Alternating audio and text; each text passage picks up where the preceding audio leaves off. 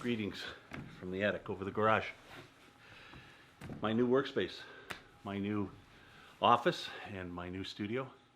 18 by 26. Can't wait. Contractor's going to start in about another 6 weeks. You know, I work out of a 10 by 10 bedroom, a spare bedroom downstairs, and Colleen would really like to have that bedroom back, especially for all of the overnight company that we get up here. Family and friends that stay over. Which kind of leads us to the next point I want to make. And I'll show you the plans as kind of they develop over the next couple of months, so I thought maybe you might be interested in that. Get to build it from the ground up, that's great. So, this week's video. Actually, it's video for the next 3 weeks, maybe even 4 weeks. I may have enough material for 4 weeks, but it was of a multiple day trip that Colleen and I took to the tip of the peninsula up to Washington Island back in June. And what happened is when I got home, I downloaded all of the footage from the videos, no problem, and all of my photos from all of my cameras into Lightroom in my filing process that I've been using for 5 years. Never had an issue with it, but I was in a big hurry. We had company coming, and I wanted to get it done before company came for the weekend. So I felt rushed. What happened is I left my computer on after downloading all my files into Lightroom, 1,162 of them. And some point over the weekend, I know that iOS updated and Lightroom updated, and I didn't check. And after company left on Monday or Tuesday the following week, I went to look for my photos, and there were none. None. Now, I learned a long time ago to back up everything, which is great. So I don't store anything on my computer. I only have a 500 gig SSD in my Mac. So I store everything in a 14 terabyte G drive. And then I back everything else up in a 14 terabyte G drive. And I also use a service. I use Backblaze, offsite service, for backing up my backups.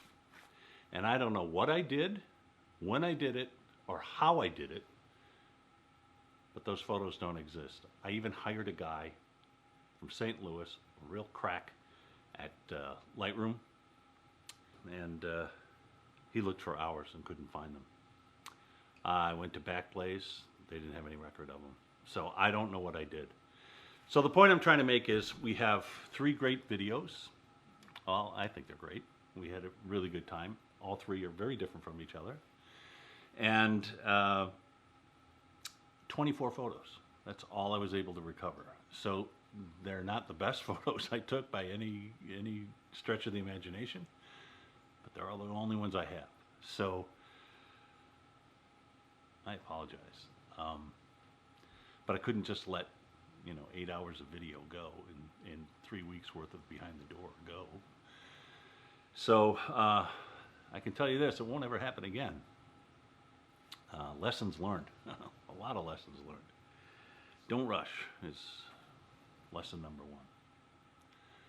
So I hope you enjoy this Washington Island trip. The first installment is called Port Demore, crossing Port Demore.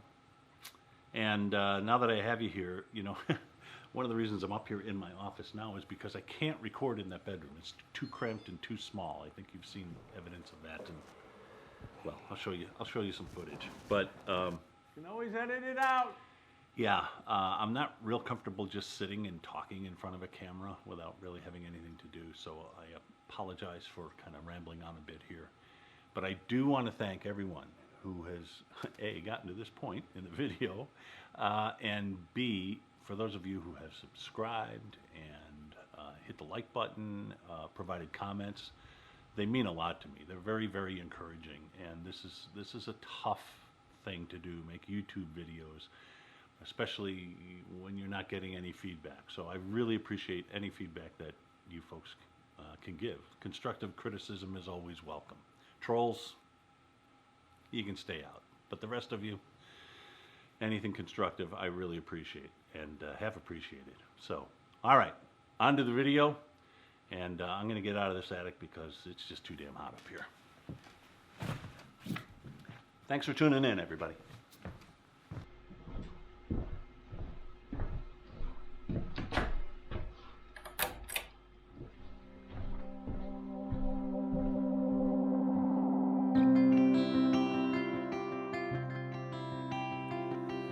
We have reached the very northern tip of the door.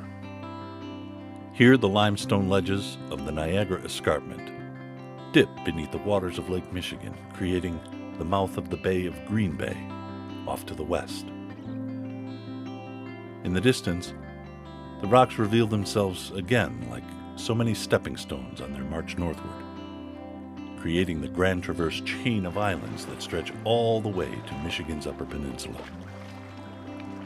These idyllic blue waters have seduced mariners for centuries, but they are wickedly deceiving and hazardous, earning this 3-mile strait the legendary and well-deserved name that's been handed down by 17th century French explorers as Porte des Morts, or Death's Door.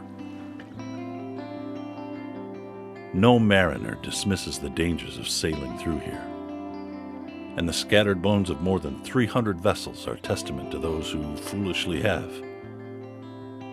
In 1872 alone, nearly 100 shipwrecks were recorded in this stretch of water. More sunken ships litter these straits than any other freshwater portal in the world. Today, modern watercraft and the aid of technology make crossing Death's Door somewhat routine, at least during the fair weather months. Still, its hidden shoals and numerous islands, combating currents and conflicting winds, can make for turbulent and terrifying waters and are not to be trifled with. Spring is particularly perilous, as the straits can be clear one minute and choked with melting ice flows from off the bay the next.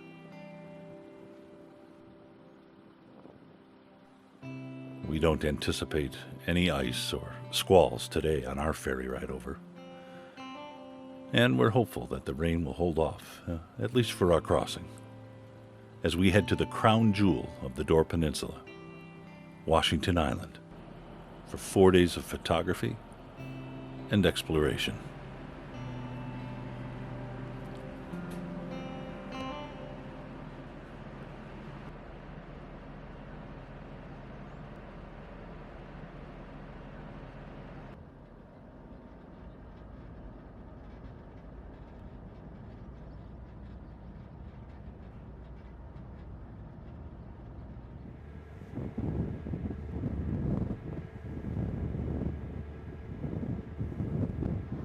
Good morning, everyone. Welcome to another adventure behind the door.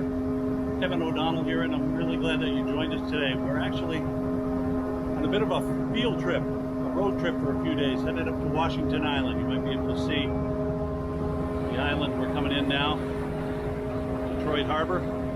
So there's a few people up here I want to speak with, and a few things I want to photograph, including some astrophotography, which I don't think we're going to be able to get to because well, they're calling for cloudy skies for the next 3 nights.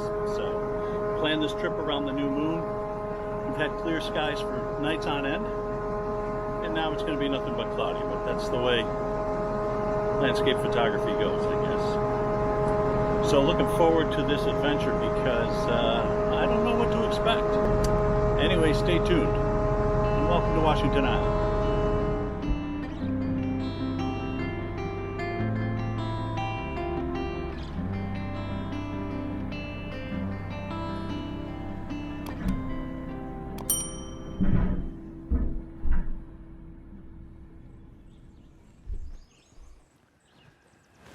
So the last time I spent any time on Washington Island was 1972, 48 years ago. A buddy of mine and I, we hitchhiked up here from the Chicago area, more than 200 miles. We hitchhiked.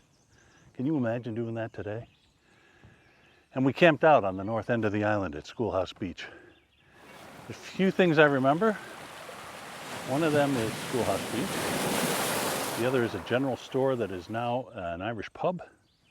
We're hoping to visit that later on. And this coffee pot,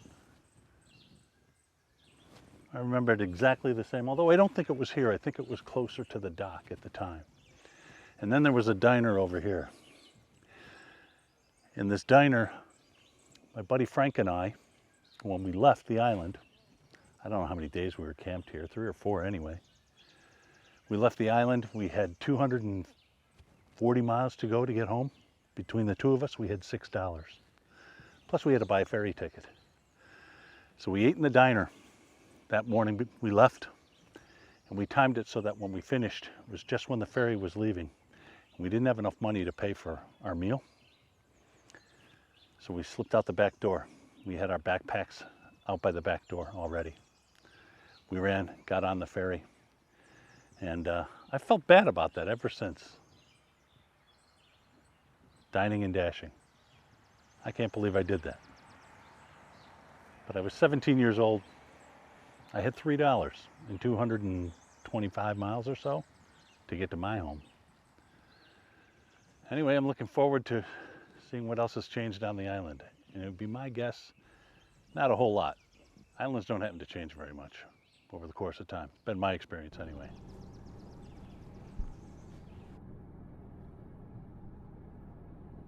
So Washington Island has got a great history going back to the early European days when this was a French trading post in the mid 1600s. And before that, of course, it was occupied by local Native Americans, Winnebago, Potawatomi. And yeah, this was a big fur trading port back in the day. So it's also the second oldest and second largest Icelandic settlement in the United States, or in North America, actually. So a lot of people from Norway, Finland, Sweden, Iceland, Denmark came and settled here. And a lot of the families that came in the 1850s are still here.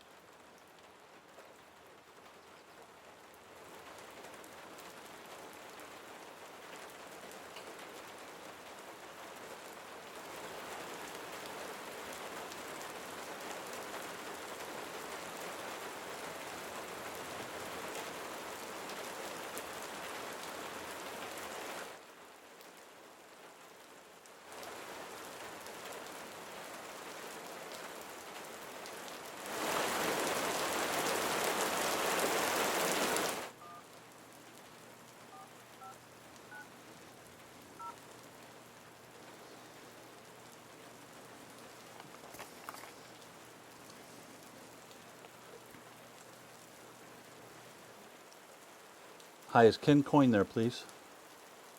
Hi, Ken. This is Kevin O'Donnell calling. I'm from Sturgeon Bay, but I'm here on the island this week.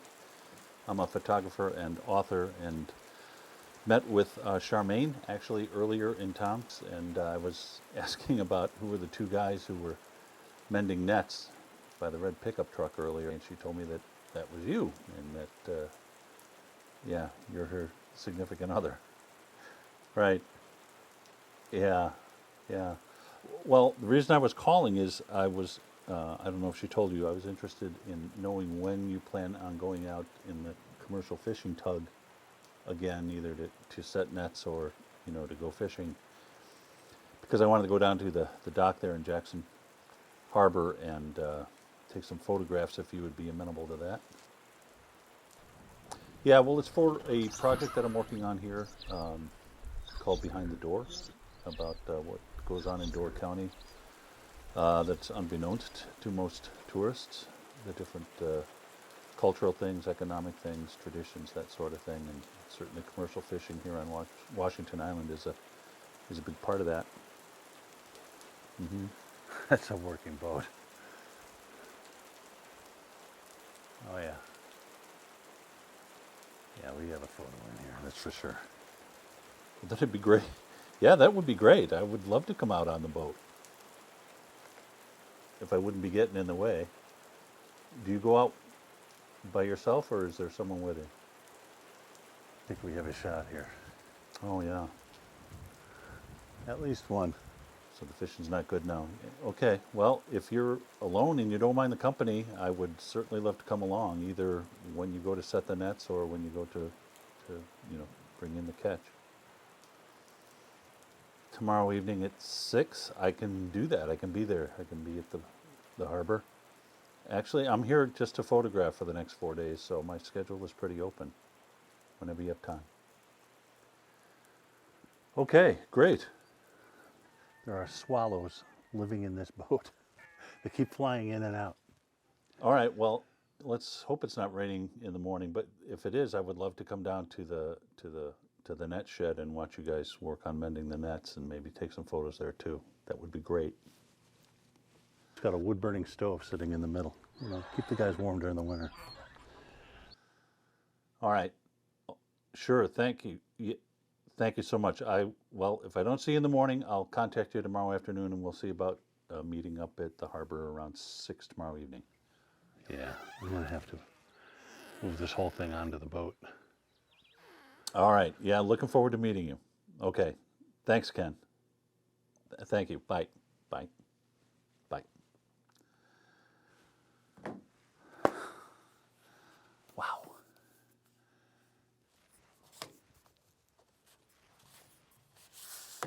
This is going to be great.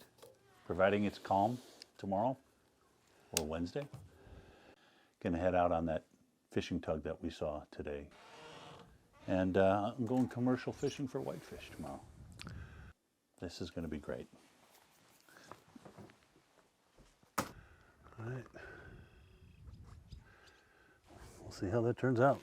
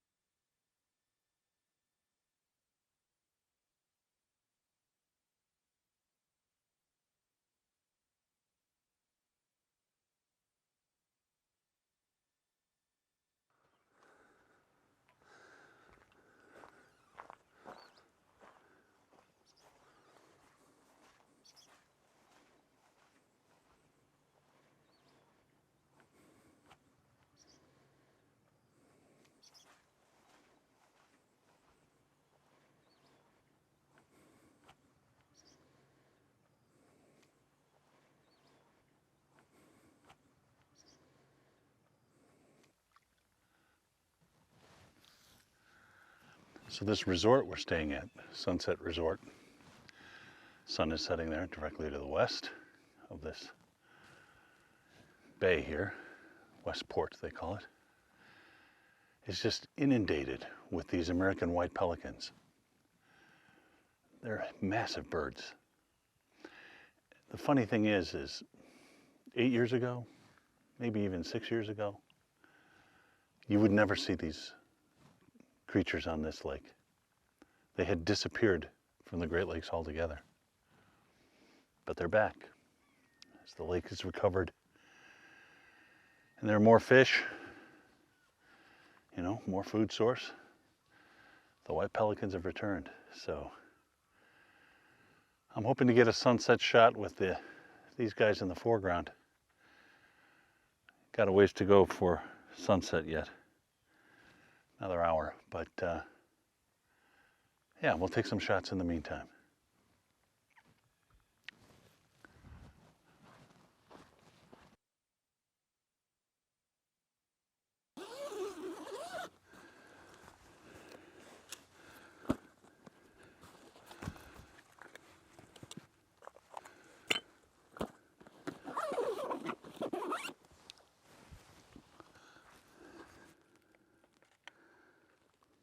It's so quiet and still, but listening to these guys grunt and groan and moan, it's like a bunch of old guys sitting around a cribbage table, gassing.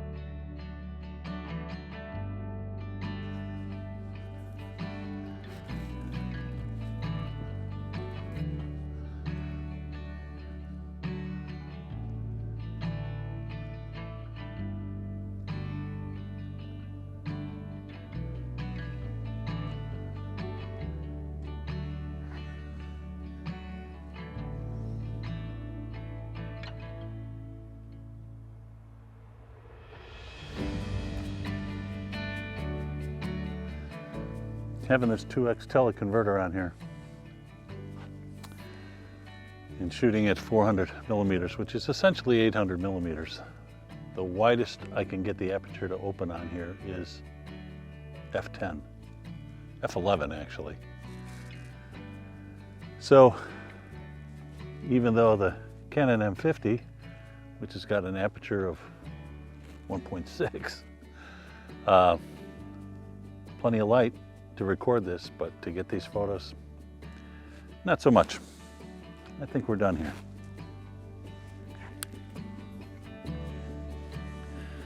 As I was walking off the pier, I noticed a squall line galloping over the island from behind me, and I decided one last photo before calling it a night.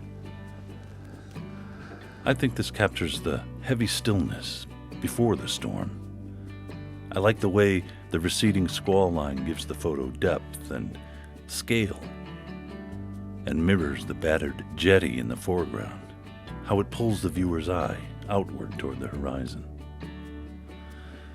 The lake, dead calm, would be roiling with waves coming from every direction within a matter of minutes after taking this photo. A weather phenomenon mariners caution as a white squall. And one more reason these inland seas are just so dangerous.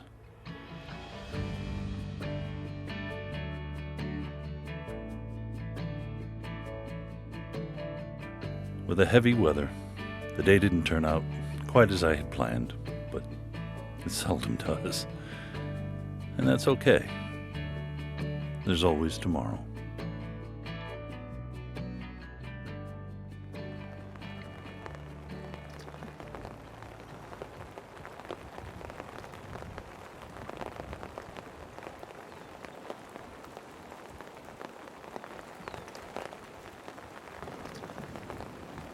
Well, the weather's gone from bad to complete crap. Well, I can pick them. I came out here to Jackson Harbor again this morning, hoping to get a nice sunrise over Rock Island. You can't even see Rock Island. And this is one of those all-day rains. And windy. That phone call I had yesterday evening with Ken Coney about going out on his commercial fishing tug there this evening. I don't think that's going to happen. I was expecting 16 to 18 mile an hour winds out of the northeast today, which means 4 to 6 foot waves out of the water. So that's not going to happen. Maybe tomorrow.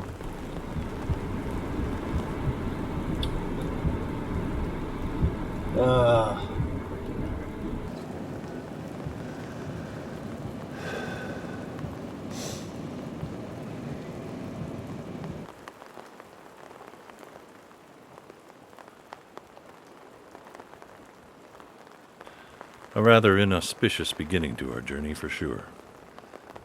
But, as it turned out, the weather improved throughout the day and in the coming days ahead. And by evening, I was able to capture an amazing sunset right here in Jackson Harbor, a place I would find myself returning to time and time again for compositions. This island would prove to provide more photographic opportunities than I could have ever imagined. Capturing those images and the stories behind them next time on Behind the Door. Thanks for watching, everybody. And until then, we'll see you down the road.